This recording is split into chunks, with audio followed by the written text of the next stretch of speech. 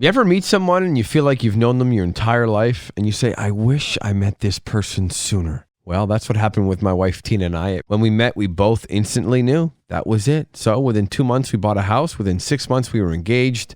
Within a year, we got married. And here we are almost 5 years later with 2 kids. On this first episode, you're going to learn a little more about my wife, Tina, and I's history, how we got together and how everything moved so fast and how everybody around us thought we were crazy. Enjoy.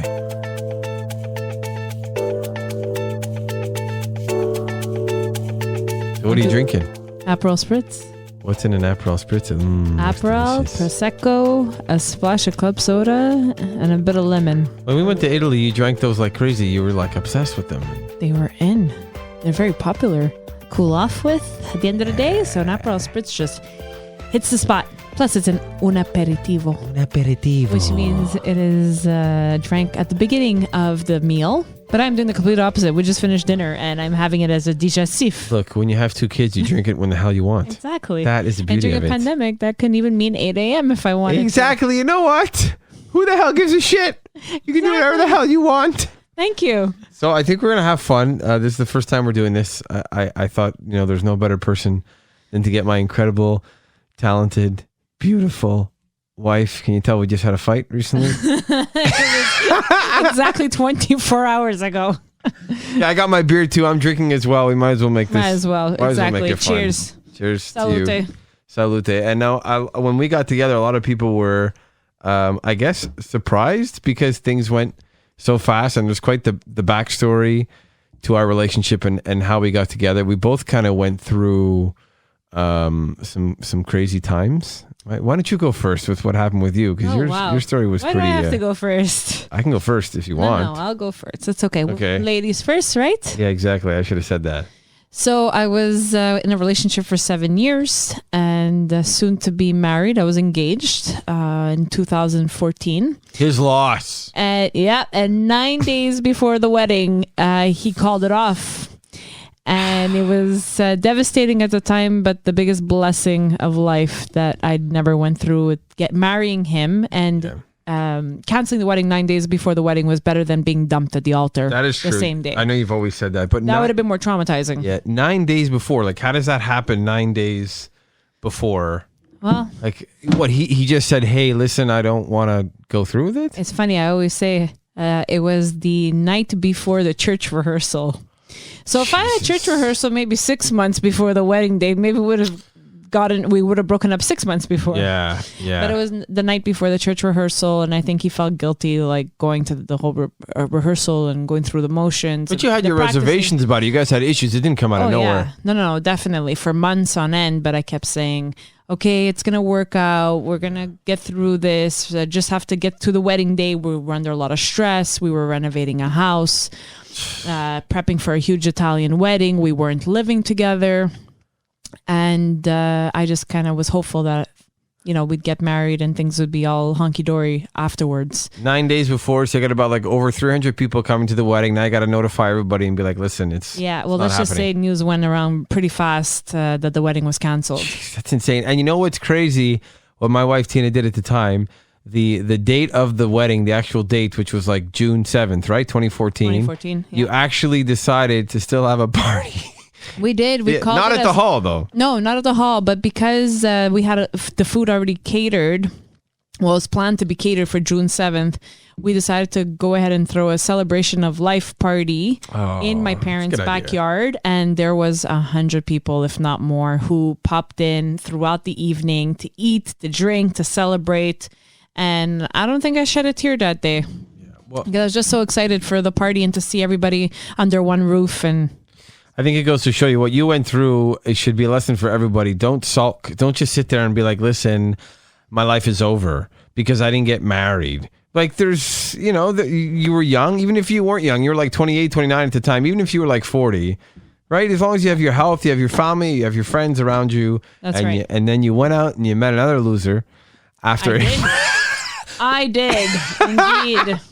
Anyways, you live almost and learn. Regret going out with, but it's okay. Wait, I'm not the loser, right? There's one before me. There was one before you. Okay, so now that we heard my wife Tina's story. I don't have much of a huge story, but I was married briefly. It's big enough. Well, yeah, story. I was married for 2 years and with the same person for 7. And things were, once we got married, after we got married, they just went downhill. The communication wasn't there. There was no intimacy. There was lying. There was no trust. It fell to the shitter. And when we finally called it off, Tina and I met.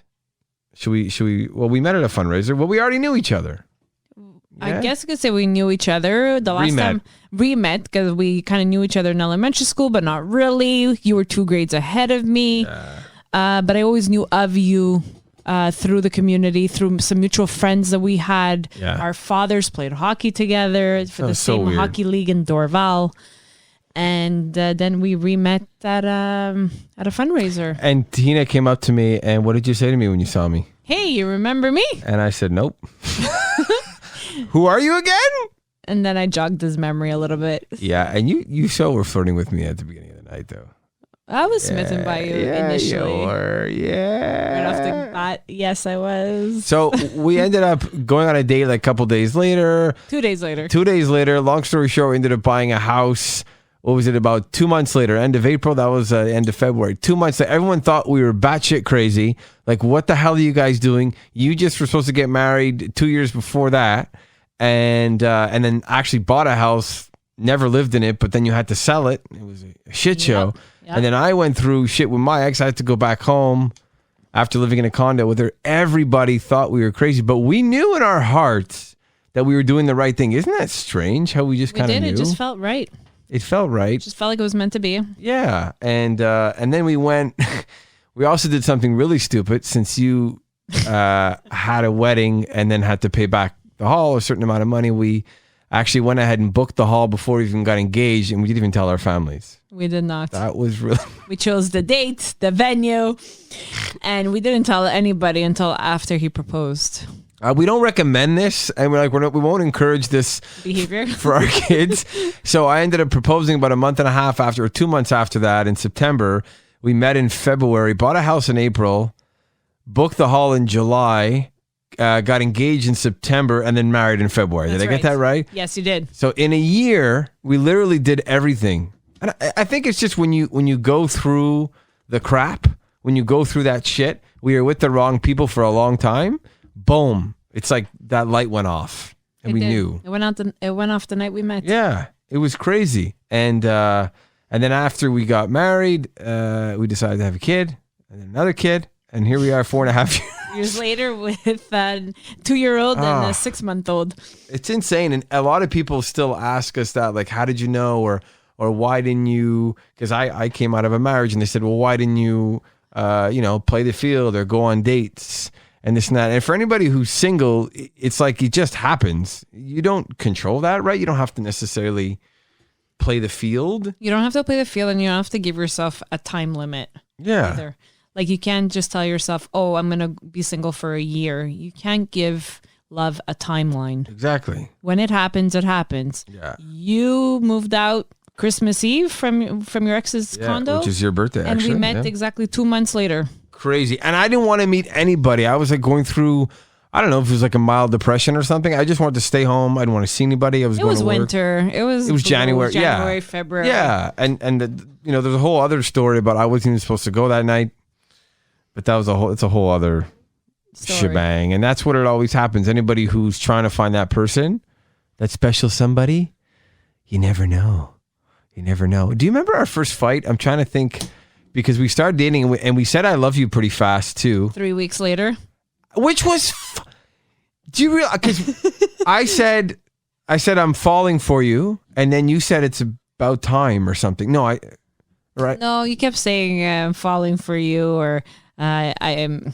I'm falling for you. I remember saying that. I like you, and then maybe a week later, you finally said I love you.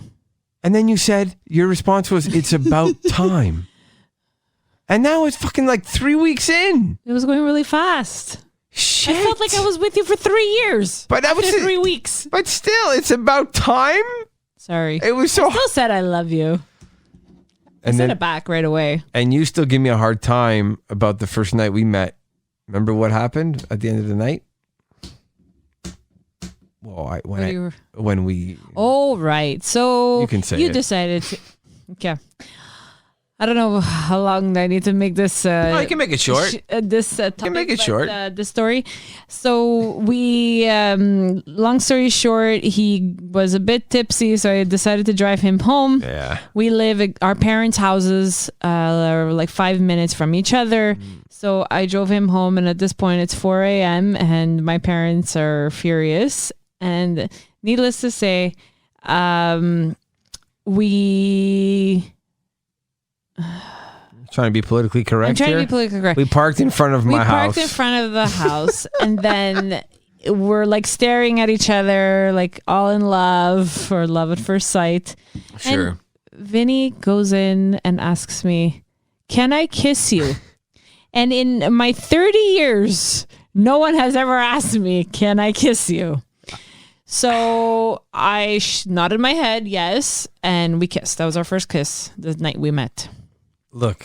And I still tease him till this day because no one has ever asked me, "Can I kiss you?" But who ended up with you? Of course you did. Right? But it That's was, what made you stand out. I guess, but it was one of those things because I was so like new to the Dating field. I don't know. I wasn't even dating yet. I was just coming out of a marriage. And then I was looking at you. We knew it was the time to kiss. We knew. We did. So we should have just naturally come together and kiss. I don't know why I said, "Can I kiss you?" It's sweet. It is. It's sweet. It took me a little off guard, but I still kissed you, and now I think it's cute. So I mentioned before, I'm trying to let's talk about the first fight, and let's see if we both have the same recollection of the first fight and what it was about, because that's a good test to a relationship. That's right.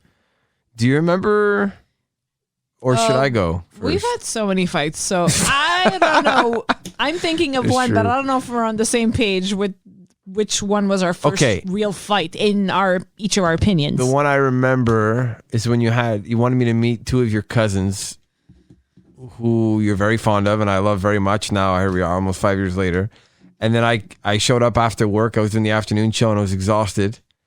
And we chatted for a couple hours with them. And then you got a little mad at me because you said, "What's wrong? You don't like them?" And I said, "No, you didn't talk that much." You said, "Usually you're more, charismatic, or usually have more energy." I said, "Look, I'm just tired." And you said, "Are you sure? Are you sure?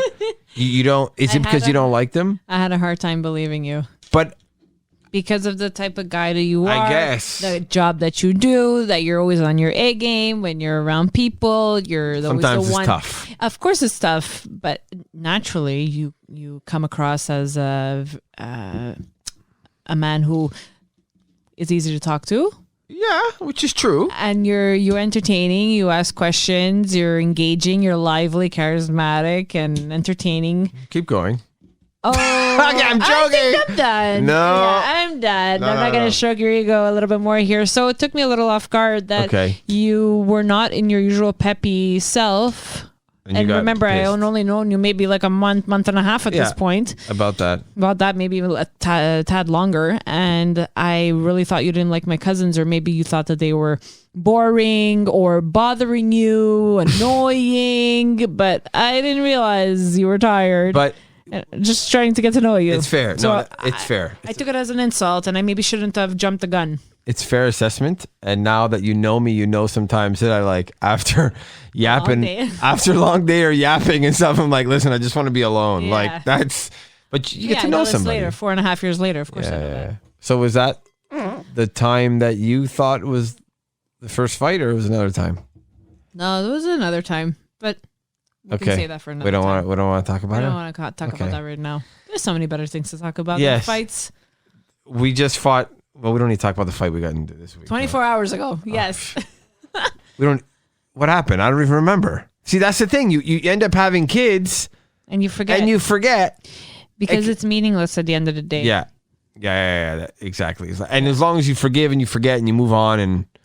Signs of a healthy marriage. Whatever. Yeah, exactly. But this was fun. I think this was like a first little experiment, right? Like getting to know each other and how we came together and how our dynamic was at the beginning and how it is now. I think there's a lot to talk about in terms of marriage, a relationship between each other, and how that marriage is when we have children and when children come into play. But I think we'll leave that for like another episode. What do you think? For sure. Okay, that was fun. I love you. It was. I love you too. I love you. Oh, you're not mad at me anymore? No. Okay, good. No. Are you sure about that? I'm positive. All right. So that was the first ever podcast. Thanks for tuning in.